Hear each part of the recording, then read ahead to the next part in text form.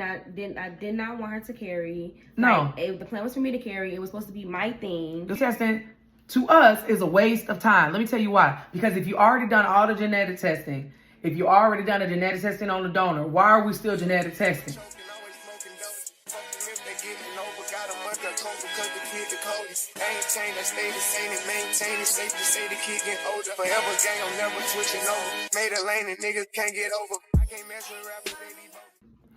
Hey y'all, you know who I got? This is Keon and Brian.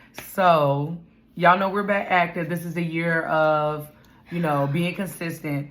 And since we've been posting the twins, I think it's time for us to tell you the process. I got some stuff down, so I need to stay focused. It's not going to be a long video.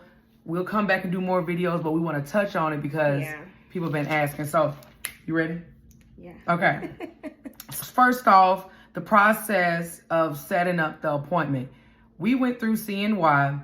The first thing you have to do anything is set up the appointment, right? Yeah. After that, they go through, you sit down, you go through counseling. They tell you all of your options. They want to hear your dreams and goals. Yeah. But it don't turn out usually They basically want to know, like, what was your plan? Like, what was your initial thoughts of, like, hey, what do I want to do? What do I want this to look like? And then they will tell you the reality of things after they start with testing. And then once testing is done, there is no way that you can. That's next. Oh, I'm sorry. She going up and go off. I'm sorry. Now, after what Babe said, she jumped a few steps. Once after your thing in that whole meeting, you have to decide who's going to carry. Situation is two females with two coops. So you have to decide who's going to carry. Me, initially, I never wanted to carry. Right. Didn't care, was not going to do it. All of this is based off of your age, egg quality, and all over testing that she just mentioned. Mm-hmm. You can go into detail how it ended up with me.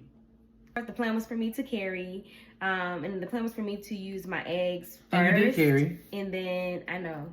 But the plan was for us to use my eggs first, and then, of course, we would go back for Courtney to do the egg retrieval, and then I still carry. Because we was going to do reciprocal IVF. So we always wanted the idea of twins because Bree's a twin. So we was going to use her eggs and my eggs, and she carried both at the same time. Then after they did my testing, then based on the results of the testing and the egg quality, me being older than her, cycle being regular since day one, they tell you all the time, oh, it's a great thing that your cycle is regular, but that's not always a good thing when you get older because you're only born with a certain amount of eggs. Mm-hmm. All of those eggs are dropping, it's a regular thing.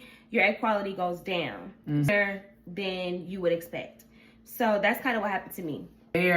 After the testing, the good thing about CNY, they flat out said they didn't want to waste our money. We came from another place here in Atlanta, and they took our money during. They wasted our money. I should have never been a candidate for IUI. We did so many IUIs, and I had no business doing that. And even the thing she even said, maybe we should have done it, but at the time, we just was focused on her carrying. I did not want to do it. Right. After we found out the doctor was like, hey, egg quality, woo-de-woo, she looked at me and said, you need to start getting tested. Now, granted, I told Bree I'll do anything for you. Egg testing, hey, you gonna carry the egg? She always said she wanted to help carry my baby. Cool, I'll do the egg testing. Just tell me what I need to do. Right. We'll do it. I started that process. Never in my mind did I think I still have to carry anytime. So we're gonna get to that. So at this point, you have IUI and IVF. Babe went into she went into IUI because we already done it. Right. IUI is basically what you call a turkey basically. Everybody, if you're a lesbian, even if you're not. But it's through the doctor. The doctor will do insemination. It's not at home. Now we did try at home 2 times after the IUIs in between COVID and stuff. So this was years ago. Now, at that point, that didn't work, IUI. So we went straight into IVF because she wanted to carry my kids, especially after finding out about my egg quality. Sometimes people still take that chance, but I wasn't willing to take that chance. We already spent so much money. I was like, there's no point. There's definitely a slim chance that it will work. So I was like, no, let's just go ahead and IUIs are cheaper. If you're on a budget and you've already been tested, somehow you've been tested, or you've had kids before. First. But no, I'm saying IUI is cheaper for those that want to get a baby on a budget. If you are do your egg quality testing first because IUI is not. A lot of people don't even do that either. I know. I'm just saying, yeah. Don't waste your money. Hey, again, if you want to be cheap, try that. They do have options for having the sperm come to the house and IUI, but again, test. We learn from us. Yeah. So we had to do IVF because we already been down that road. Now, the best thing if you're doing IVF is to find a donor who's tested. This is where stuff get crazy. You have all these things. You can go to your friend next door, your little gay buddy down the street. It doesn't matter. Straight buddy. Or you straight buddy. Or buddy. your bi buddy or whatever. Whoever has a penis got working sperm. It doesn't matter. Through CNY, you still gonna have to get buddies tested, and it has a certain waiting period to make sure nothing pops up. You gotta make sure genetic testing is what we're talking about. And also STDs, STIs, because you don't. That's money being wasted. So you want everything clean. Stand on track. Now that you have tested the sperm, you picked out your donor, right? Bree and I already been through the hubbub. Okay, now she got to carry my eggs. So now we both got to get tested, because guess what? If we get a sperm donor whose genetic testing doesn't match with her body, even though she's carrying my eggs, it can still throw everything off. Right? Brianna and I, luckily, thank goodness, we are genetically matched straight across the board. No abnormalities, anything. So we can pick any donor for us. CMV negative, all that. CMV, I'll drop that down later. If somebody want to know what that is, look it up. We can Google it. After we know, so we've already been tested for all the 300 something odd genetically disorders. We went through a bank. Sperm bank called Cryo International. It's a big one. But previously we went through other ones, because if you don't buy them up in bulk sometimes, they will get gone. Yeah. And these sites also tell you if there's an active pregnancy or not. It depends. The ones that usually say active pregnancy, they get bought up fast. If you do, I would suggest like buying more. Like even the first time you buy more. Don't just buy one or whatever. Like however it comes. Just don't buy one vial. Like you want to like buy multiple. Buying on the sperm category, I need to put this is about sperm. Sperm bank stuff. See, IUI, ICI, IVF. With CNY, it didn't matter what type of sperm it was, because they had to because we picked ICI. They're going to extract it anyway. So it doesn't matter. And that's the ones that are cheaper. If it's not washed, they're going to wash it. Right. Because with IVF, it doesn't matter. It doesn't matter. They're putting it in. IUI has to be washed. Fast swimmers, whatever, because they actually take it out themselves and put it into the egg. But if you're doing IUI, that matters. So now we already got the sperm donor. Bree's getting ready to carry. And now we already got that down pat the pan. Now we got to do egg retrieval. Now here's some other stuff y'all don't know about.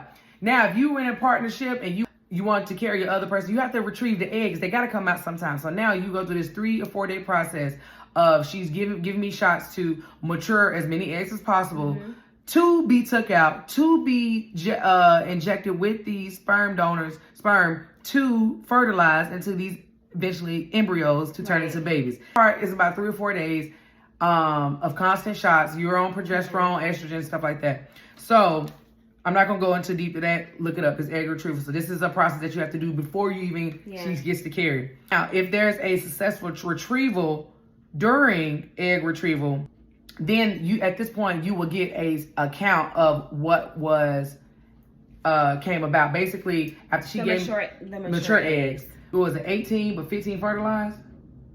Yes.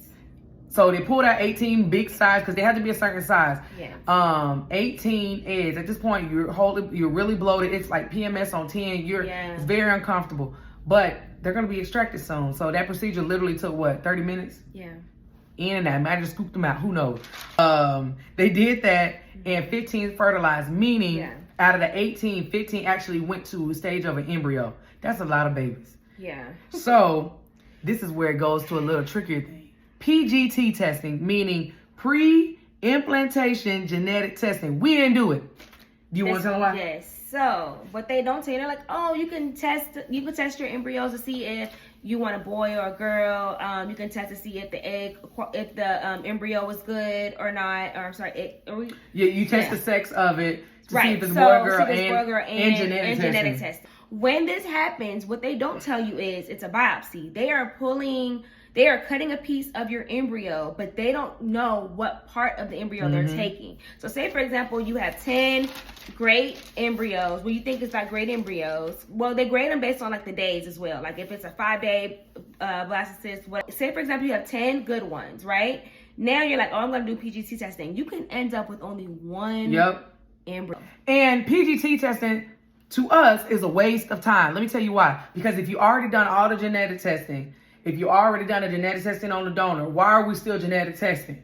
Right. You already tested for downs. You testing all the stuff that you already kind of know. You know the background history now, of. if you did not test, like say for you don't know your husband's stuff. Like typically, straight couples don't test. Yeah, they don't test, and you so just they would need gambling. that. But if you are a same-sex couple, like they make you test. They make you do genetic testing. So technically, you don't need that part. No. But it's completely up to you if you want to know the sex of the baby, though. But if you lose a lot of eggs. And the thing is, it could be the fact that your egg was good, but they don't chip away at the baby arm. away a certain part. Piece of the head. I don't know. Yeah, I'm just saying that's fact. Because it's a sale. It's a sale. And then they're just chipping away. But you don't know. So we didn't. I'm so glad they were open and honest with that and said it. They really said it just like that. They told us. They said, we don't know where you cutting away from. We're just testing the sex. It wasn't even that serious for us. We just wanted a baby. We were already at year 3 of trying. Yeah. Now you know, if you do PGT testing, you know what it stands for. I put it somewhere up there. That was an extra almost $4,600 per 3 eggs or something? 3 eggs. It was something crazy. And we had 15. No. Are you crazy? We tested. We was like, we just going to give it to God. You already got nothing. And CNY is one of the cheapest a la carte places. Yeah. So shout out to them because y'all see LOLo and Lu. And they really give you like information that other places hiding. Do not. Like, it's just crazy. And it's not just right dress. Still upset how much money like some of these places you'll be. They took money from us when they should have. The first step should have been testing, and they did not do that. Nope. Also, they don't. If you can go any place that say they do IVF, they give you a flat out rate of 20, 30,000. You getting all the standard stuff. CNY gets you in there, talk to you, and tells you what you need, and then you can go from there. Yep. Some things like the thing is everybody's situation is different, and that's how they look at it. Other places look at it as like it's everybody's doing the same thing. In the case, like everybody shouldn't be that way. Now here it is. We're getting ready to. We've have successful retrieval. Now we're getting ready. We got our date for the procedure. Now we're getting ready to get the body all pumped up and ready to go. Yeah. So, Bree, we were pregnant last year. So we did a whole bunch of shots. Did a whole bunch of stuff I'm getting to. We were pregnant last year. So during that time, she was doing progesterone inserts 3 times a day. And I was giving her shots 3 times a day of progesterone. And she was on it was like estrogen, things like that. Because you got to start faking like your body's already pregnant. Right. You got to pump it up, get it all ready to go. Body will welcome the baby, right? At this time, I'm giving her shots every day. It's like clockwork in a butt. And no more. She didn't have to do stomach shots because we retrieved my eggs. And progesterone shot inserts 3 times a day vaginally. So, at this point, then we got our date. I'm skipping some spots because this video will be 40 days. We put in 2 embryos because our age, we're not in our 20s. So we wanted to have the best luck possible. Remember we had 15, we put in 2. We had to sign paperwork to say that we are putting in 2. We know there's a possibility that it could split. We know all the stuff. So, but we were like, yes, we agreed to do that. So that's what we did, and we successfully got out of pregnant. 1 stuck. And that was a Casey. We held Casey for a good minute. We were getting ready to be released, and we miscarried. So that's our little angel baby. Did you ever see us little angels or anything talking about Casey? That was our first baby. Yeah. It was successful on the first try. Yeah. Casey would have been almost 2 now. We get ready to be. 2. 2. No, 1. 1. Get ready to be 1. Yeah. So, that's why. And it was very hard because, I didn't want to carry. Yeah. Because that part of that time in our life was very depressing because we seen heartbeats to one day it wasn't one. Yeah. Unexplained. And I did not want her to carry. No. Like, the plan was for me to carry. It was supposed to be my thing. It was supposed to be her journey. I was just there, like the baby daddy. I was playing, but it's like, what the fuck? It was like, what happened? And so we had to work through a lot of things emotionally. It wasn't just an easy miscarry either. So you can look that up on. Yeah, and if y'all want to know like the story, how like everything happened with that, and how I truly feel about drop down in the comments. Carrie, because I get that question, and like if you really want to know what it is, then I will keep it real. We tried 2 more times. Well, 2 more times, right? 2 more times. 2 more times. And 4 more eggs. unsuccessful. And unsuccessful. So at that time, we don't know. So at this point, mentally, I was just like, I'm checked out. And she promised me that anytime we get to a point where I'm checked out and I really still want to have babies and she still want to have babies, I can tag her in. And at that point, it was like, tag you in. Yeah, you know, you marry, you do anything for love. You know what I'm saying? But I never thought I was really going to have to carry. Like, it was like, that last try, we were flying back from New York, and she was like, I said, you want to try again? She said, I just can't do it. So we started having discussions like, do we even want to have kids? Mentally, I could not do it. She could not do it. I was just going to still be the rich aunties. Like, yeah, just like, and so she said, okay, you. And I was like, oh, shit. For real? Like, I had to really start, because I wasn't prepared. Like, the first, and it was a difficult conversation. Very difficult. It was not easy. Like, it was not like, oh yeah, I just want to get no. That's the other story. That'd be another video. Yeah. Let's stay on track on the process, because we'll get off on a tangent. So, okay, so now we know. Now I have to carry. So now I have to go through everything Breon has went through in the past. What's that? 6 months. Because remember, we was pregnant, and then we tried 2 more times after our miscarriage. So now she's getting me prepared to go and do this. We were successful. I wouldn't say successful. I got pregnant in January, and it was chemical. I got pregnant the first time in 2023. It was unsuccessful. It was a chemical. Basically, it faded out. So we used 2 eggs then. And then we tried again. She told me to try again immediately. So I'm like bummed, because I'm having all this pressure on me. Like, I got to get her kids, get her baby. So she's like, you want to try 2? We was gung ho. We're going to keep trying 2 on 2. And I told her, I was like, I just have a feeling. I said, if you try one more time, I said, your body just needed to know, like, hey, I can get pregnant. And I was like, I'm telling you, this time is going to happen. It's not, it's not, it's going to happen. I had to go, y'all, because I had so much testosterone. Like, I have PCOS. So my testosterone levels, you can tell them, was off the roof. Like, one of the reasons why that first pregnancy probably canceled.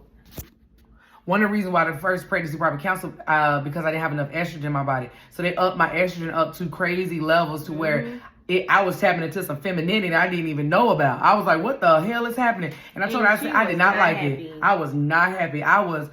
It was rough. So long story short, now I'm trying. The second time, and we put 2 eggs in, and they both stuck. We found out they stuck because when you do IVF and you're going through, you don't have to wait the 8 to. Normally for a regular pregnancy, you don't have to wait the 8 to 14 days or a couple months on what they have to do to find out if you're pregnant. Once you do retrieval, you go that very next week to see if they see anything.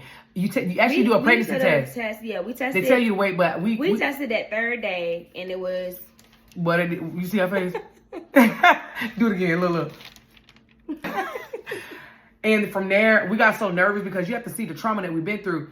She bought extra. I said, babe, can you buy pee sticks? I peed on the stick. I remember my last test for 56 days straight. I was scared it was gonna fade out.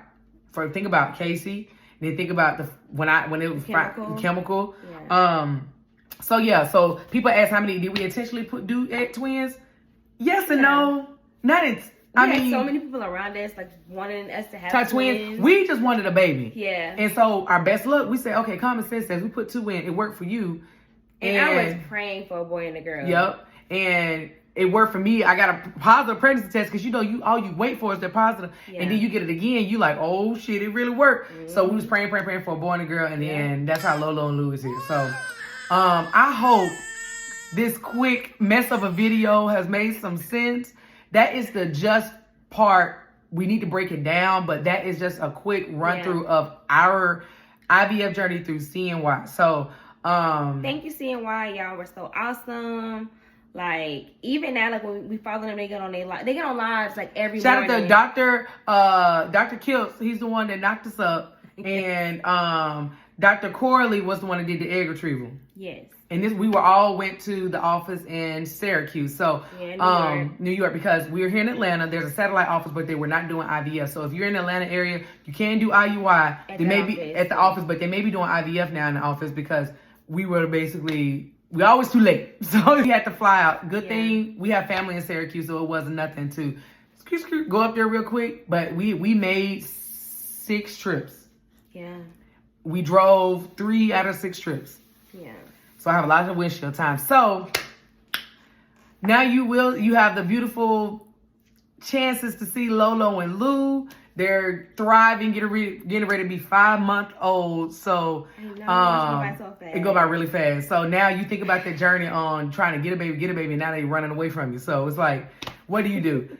If you want us to break down anything that we talked about in the video, we are going to do a video of Bree. She may be in a video by herself, just telling her true feelings on everything. I may type in, I talk too much. So I may just, if she needs me to jump in. We may do it like in the interview form where she's asking me questions and I'm answering You know what? her. We may do that. So like, I can just if you got questions for Bree, drop it down low. And we may go to our Instagram. You can go to mine. Literally, y'all, like, it wasn't even 6 months after the miscarriage. Like, then she had to watch me be pregnant. That's a lot. So we're going to go to our Instagram and to here. If you got questions for Bree that you want me to ask her, we'll do that video. And then if you have any questions about the process, we will give what we can and then direct you to where we went to. So that's it, ain't it? Yeah, that's it. All right, so y'all keep seeing me fidgeting with my hands. I'm just still trying to get used to being in front of the camera back again. So girl, she be in the camera. Girl, please. So thank y'all. Y'all want to see something about from the twins? You know they're gonna be here. Yeah. Well, questions. Y'all know what to do. Like, comment, and subscribe. That what she said. All right. Peace.